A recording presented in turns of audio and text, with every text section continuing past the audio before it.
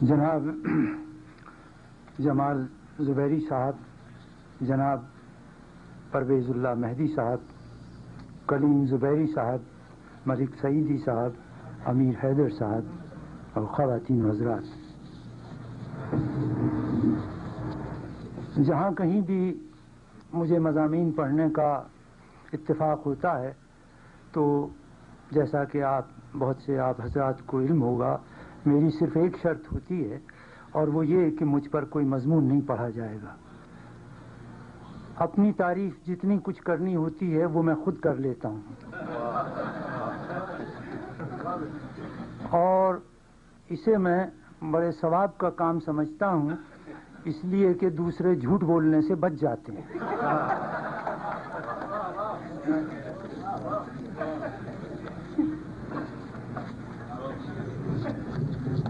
بہت سی باتیں آج دوستوں نے ایسی کہیں کہ جو عام طور سے انسان کے وفات پا جانے کے بعد کہی جاتی ہیں۔ زندوں کی تعریف ان کے منہ پر اس طرح نہیں کی جاتی۔ تو ہمارے ہاں مرنے کے بعد لوگ بڑی سے بڑی خطائیں معاف کر دیتے ہیں، یہاں تک کہ زبان کی غلطیاں بھی۔ فرینچ فلسفی والٹیر کو ایک ہم عصر ادیب کی وفات پر تعزیتی بیان دینے کے لیے کہا گیا تو اس نے جواباً جو کچھ کہا وہ تعزیتی لٹریچر میں کلاسک کا درجہ رکھتا ہے۔ اس نے کہا وہ ایک مخلص محب وطن، ایک عظیم مصنف، ایک وفادار دوست، ایک آئیڈیل باپ اور شوہر تھا، بشرطے کہ وہ باسٹرڈ واقعی فوت ہو چکا ہے۔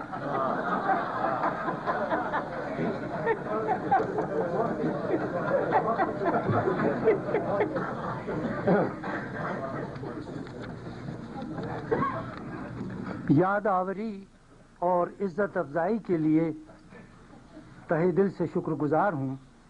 احساس ممنونیت کا اظہار اس لیے بھی واجب ہے کہ ہم سب مشاعروں کے دور سے گزر رہے ہیں، اور شعر کے خوگر اور رسیہ سامعین کو نثر سنانا اور سنوانا ایسا ہی ہے جیسے کسی مہمان عزیز کو آم کھلانے کے بعد پپیتا کھانے پر مجبور کرنا۔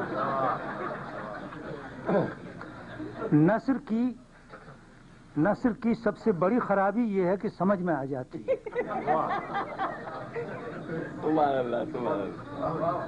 جبکہ غالب کے کلام کی 100 سے زیادہ شرحیں لکھی جا چکی ہیں۔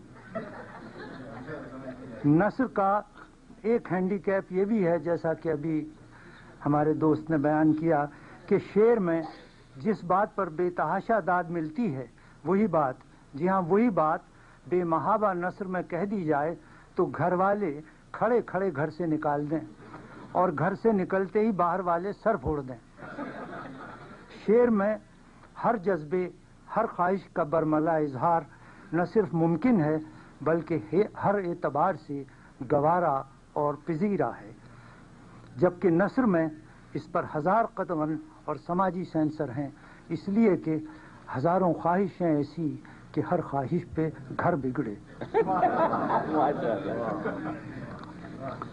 اس فرق کی تصدیق کلاسیکی شاعری کے پسندیدہ موضوعات سے ہوتی ہے، جو مرزا عبدالودود بیگ کے بیان ظرافت ترجمان کے مطابق کچھ اس طرح ہیں: شب ہجر کی طوالت، معشوق کا ملاقات سے کترانا، آنکھ، دل اور جگر سے خون کا اخراج،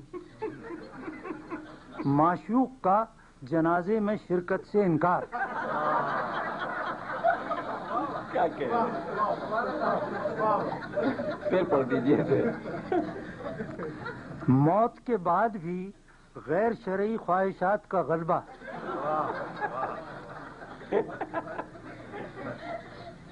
اپنے مزار پر صفائی، مرمت اور روشنی کا غیر تسلی بخش انتظام، معشوق کا فاتحہ پڑھنے اور مغفرت کی دعا مانگنے سے بوجہ گریز اور اجتناب، قبر کے اندر مرحوم کی شان میں فرشتوں کی بڑھتی ہوئی گستاخیاں،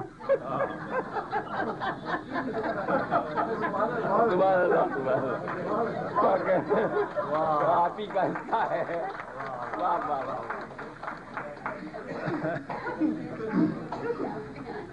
عاشق صادق کو ہمارے ہاں وصل سے زیادہ فراق میں مزہ آتا ہے. ہجر سے شاد وصل سے ناشاد کیا طبیعت جگر نے پائی ہے. ہم بھی ایک مدت تک اس شعر کی لطافت احساس اور نزاکت خیال پر سر دھنتے رہے تاکہ ایک دن مرزا نے یہ کہہ کر سارا مزہ کرکرا کر دیا کہ اس صورتحال کا سارا کریڈٹ طبیعت کو نہیں صحت کو جاتا. سبحان اللہ. واہ واہ واہ واہ واہ. ممنون ہوں کہ کلیم زبیری صاحب اور ان کے ادب دوست اور ادیب نواز رفقا نے بہت مختصر نوٹس پر اتنی اچھی محفل کا اہتمام کیا. حالانکہ زبیری صاحب بہت فکر مند تھے جو کہ ایک اچھے منتظم کی پہچان ہے. ایئرپورٹ پر 19 جون کو پہلی ملاقات ہوئی تو کہنے لگے خدا جانے تقریب کامیاب ہوگی یا نہیں. بات یہ ہے کہ مجھے اس قسم کی تقریبات کے انتظام و انصرام کا قطعاً تجربہ نہیں. میں نے اس وقت یہ کہنا مناسب نہ سمجھا کہ ہماری سیاسی زندگی میں جتنی بھی خرابیاں اور گھپلے نظر آتے ہیں وہ سب تجربے کاری کی وجہ سے پیدا ہوئے ہیں. کیا کہنے سبحان اللہ. اس کے بعد جو کچھ انہوں نے فرمایا اس پر جتنا بھی پیار آئے کم ہے. بڑی سادگی اور معصومیت سے کہنے لگے بیٹی کی شادی کے بعد یہ دوسری تقریب ہے جس کا انتظام مجھے کرنا پڑ رہا ہے.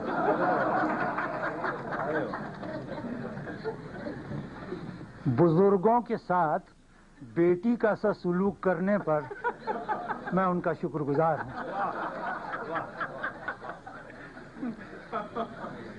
پدرانہ شفقت، فدویانہ فریفتگی، برادرانہ خلوص اور منتظمانہ صلاحیت کا اس سے بہتر امتزاج نہیں دیکھا.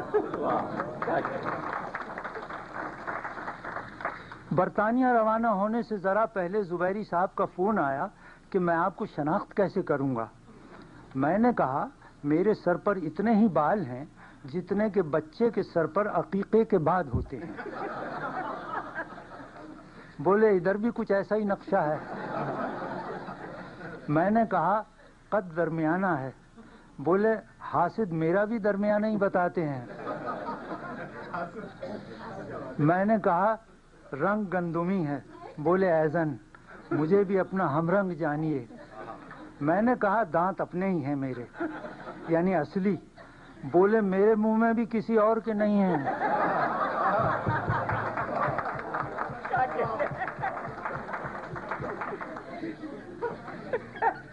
اور جب انہوں نے یہ فرمایا کہ یوسفی صاحب آپ کا استقبال کرنے مشتاق صاحب بھی آئیں گے تو اس ضرب کلیمی نے مجھے ناک آؤٹ کر دیا. مشابہت کی اس ناقابل شناخت منزل تک پہنچ کر ایسا محسوس ہونے لگا جیسے اپنے ہی ہم شکل و ہم زبان ہم ذات سے غیر فلمی ڈائلاگ ہو رہا ہے. مختصر یہ کہ جیسے جیسے تعارف کرانے کی کوشش کی باہمی ناواقفیت بڑھتی چلی گئی. تاہم انہوں نے گفتگو کا سرا اور صبر کا دامن نہیں چھوڑا. کہنے لگے کچھ اور پہچان بتائیے. میں نے کہا برڈ سائز جیکٹ اور سرخ رنگ کا انڈر ویئر پہن رکھا ہوگا.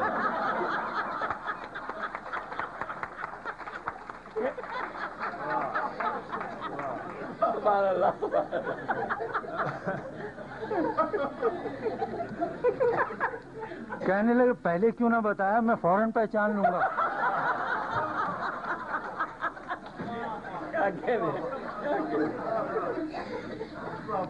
میں نے مارے ڈر کے اپنی بیگم کا حلیہ نہیں بتایا کہ کہیں وہاں بھی مشابہتوں کا یہی عالم نہ ہو.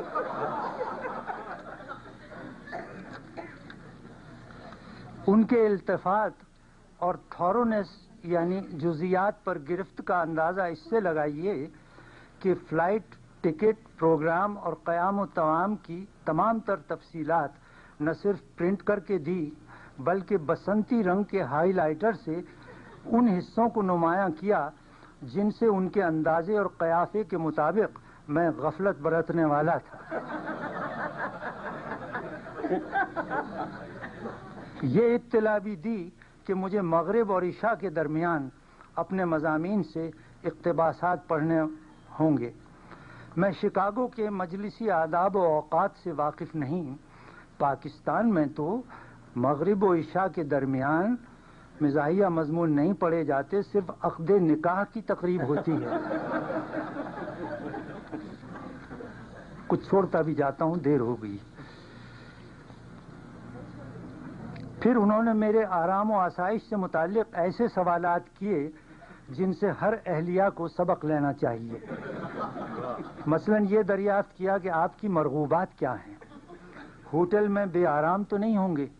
آپ نے دیکھا ہوگا کہ بعض ہوٹلوں کے اشتہاروں میں اس پر بڑا زور ہوتا ہے کہ یہاں گھر کا سا آرام ہوگا۔ صاحبو، اپنا تو یہ حال ہے کہ ہوٹل میں جب تک گھر کسی مانوس اور اپنائیت لیے ہوئے بے آرامی نہ ہو، مجھے ٹھیک سے نیند نہیں آتی۔ زبیری صاحب سے اگر میری بے تکلفی ہوتی تو یہ بھی عرض کرتا کہ 4 یا 5 اسٹار ہوٹل میں کھانا کھانا بھوکے مرنے کا سب سے مہنگا طریقہ ہے۔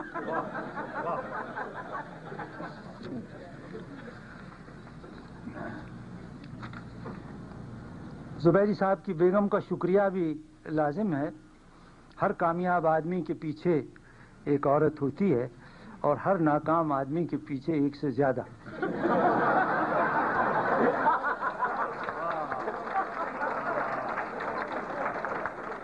واہ واہ واہ، کیا کہتے ہیں صاحب، واہ واہ۔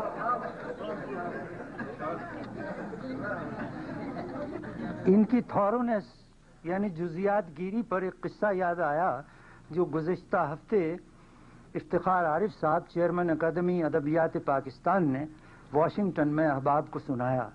BCCI میں ملازمت کے دوران وہ لندن سے حج پر جا رہے تھے۔ انہوں نے ایک مسجد کے پیش امام سے رجوع کیا جو احرام کی چادریں قیمتاً فراہم کرتے تھے، غسل میت اور کفن دفن کا بھی باکفایت بندوبست کرتے تھے۔ مسجد کی مارچوری کے سرد خانے میں 1 ہفتے تک میت رکھنے کا بھی انتظام تھا۔ افتخار عارف نے کہا کہ مولانا، احرام ایسا ہو کہ تہمت والا حصہ اٹنگا نظر نہ آئے۔ امام صاحب انہیں نیم تاریک بیسمنٹ میں لے گئے جہاں مختلف قد و قامت کی 5 میتیں قرینے سے برابر برابر رکھی تھیں۔ ایک پر سے چادر کھینچتے ہوئے فرمایا کہ یہ سب آپ کے سامنے ہے، بتائیے آپ کا سائز کون سا ہے؟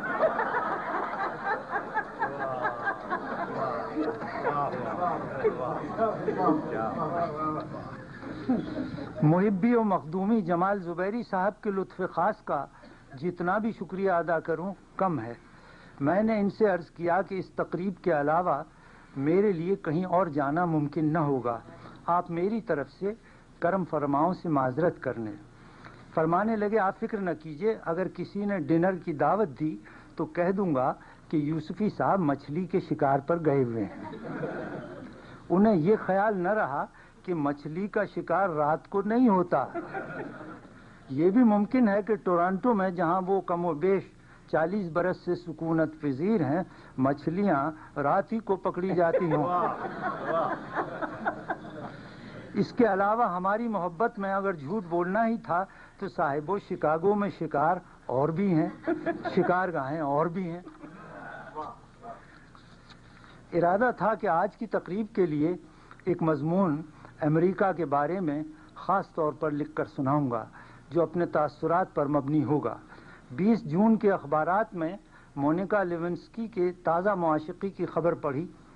دیگر احوال معلوم کر کے اطمینان اور دکھ ہوا کہ اس بیوی کا وزن کافی گھٹ گیا ہے اور قرض اتنا بڑھ گیا ہے کہ اگر ہم انسانی ہمدردی اور پاک امریکن خیر سگالی کے جذبے سے بے قابو ہو کر اپنا سارا فارن ایکسچینج کا پورا بیسک کوٹا اور ٹریولرز چیک اس کی نظر کر دیں تب بھی قرض کی رقم جوں کی توں کھڑی رہے گی. اونٹ یا اونٹنی کے منہ میں زیرہ اسی کو کہتے ہیں. ان خبروں کا ہمارے کمزور اور بائی پاس شدہ دل نے اتنا اثر لیا کہ ہم نے اس عفیفہ کی پاپ بیتی لکھنے کی ٹھان لی.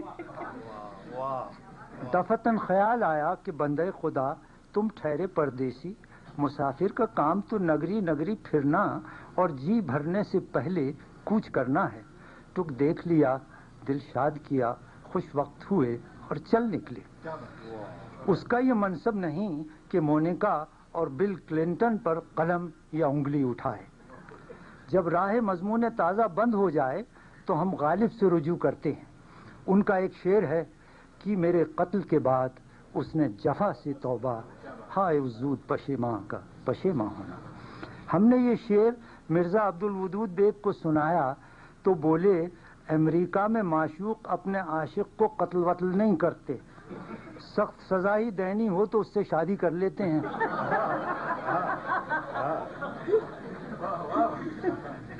میاں یہ زمین اور فلک اور ہے. یہاں اس شعر کو اس طرح پڑھو تو انگریزی میں ترجمے کے بعد اور مزہ دے گا کہ میرے وصل کے بعد اس نے وفا سے توبہ.